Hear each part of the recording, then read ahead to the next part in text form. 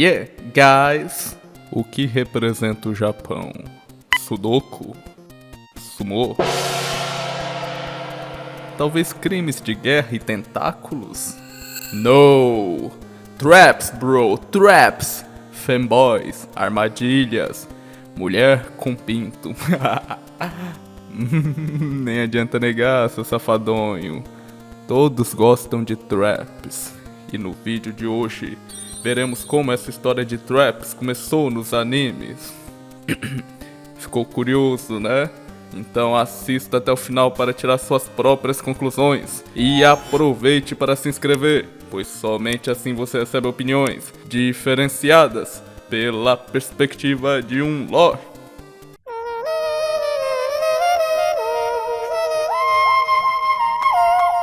Olha, fanfarrões, traps são personagens masculinos que são confundidos com mulheres e que geralmente usam roupas femininas ou andrógenas. As traps, no geral, não são trans, só cross-dressing. Para quem não fala LGBT inglês, significa que tem pinto. Mas isso não é regra. Inclusive, existe as traps reversas, mulheres nos animes que são parecidas com homens. Bem, com essa definição dá pra voltar muito no tempo. Afinal, existem pessoas assim na vida real desde a antiguidade. Por exemplo, Sporus era um garoto adolescente que foi casado com o imperador romano Nero por ser muito parecido com sua esposa morta. Então, o que vamos fazer é observar a história das traps somente nos animes, ok? Apesar de estar falando trap aqui no vídeo, não usem esse termo com pessoas reais, existe uma certa polêmica nele. Use outros, tipo fanboy ou andrógeno. Lembre-se de respeitar o próximo, viu? Para quem não sabe, homens afeminados eram algo comum na tradição japonesa do passado. Samurais adoravam dar uns amassos entre si. Pesquisem aí o tal do Shudo. Apesar de ser uma sociedade um tanto quanto preconceituosa, as traps, os boy loves, yaois e yuris estão no imaginário popular reprimido dos japoneses modernos. Dados os recadinhos iniciais, apesar de não ser tão antigo quanto Roma, né? Mas 1949 é um bom ponto de partida para a história das traps.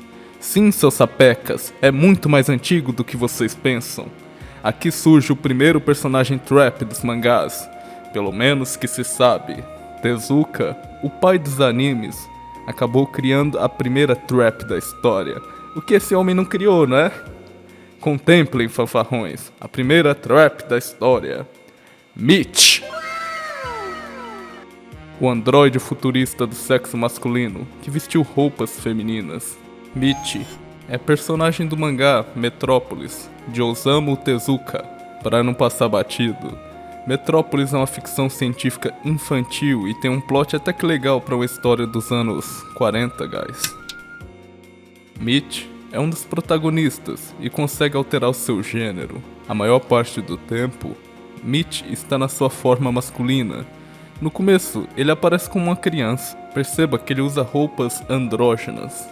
Tezuka fez o personagem com traços femininos. Seus olhos são diferentes dos outros garotos e se parecem com o de garotas. O nariz também é mais pontudo como o das garotas. Os personagens na história costumam se confundir e chamar ele de ela. Ao mesmo tempo, Tezuka deu ao personagem traços comuns em garotos nos mangás da época. Por exemplo, superpoderes e coragem. Nesse quadro aqui ele brinca com um leão como se fosse nada. Existe essa ambiguidade na primeira trap. Para quem ficou decepcionado, Mitch tem uma versão adulta também. Felizes seus punheteiros de merda. Tezuka, em 1953, também criou a primeira trap reversa no mangá Ribbon no Kishi, A Princesa e o Cavaleiro. Temos a personagem Princesa Safiri, mulher com aspectos andrógenos. Arawaga Tono, de 1973, tem o que consideramos como a primeira trap moderna. É um romance pastelão que usou em alguns momentos as traps como alívio cômico. O próximo mangá da vanguarda que contribuiu em partes na criação do estereótipo foi Oira Sukeban, de 1974, do famosíssimo mangaka Go Nagai. A história de comédia acompanha Banji, um garoto que se disfarça de garota para estudar num colégio feminino. No ano de 1986 temos Taihou Shishouzo, mangá policial que tem a trap chamada Aoi. Ele é uma trap por definição. Ok, beleza. Essa é a vanguarda. Mas até aí sequer existia a palavra trap. O que consagrou de vez esse tipo de personagem foi o mangá Rama Meio, de 1987, da mangaka Rumiko. O prota foi amaldiçoado e troca de gênero quando se molha. Já fiz um vídeo sobre a Rumiko e lá falo um pouco mais sobre, então o que vocês precisam saber é que Rama Meio influenciou pra caralho o ecchi, que veio depois. E essa parada de homem afeminado ficou muito popular. Dezenas de personagens traps foram criados depois. E um meme de 2004 deu origem ao nome. O It's a Trap é um meme bobo de Star Wars, que é usado em um momento que você descobre que caiu em uma armadilha. Acho que deu pra perceber o porquê das pessoas na vida real não gostarem de ser chamadas de trap.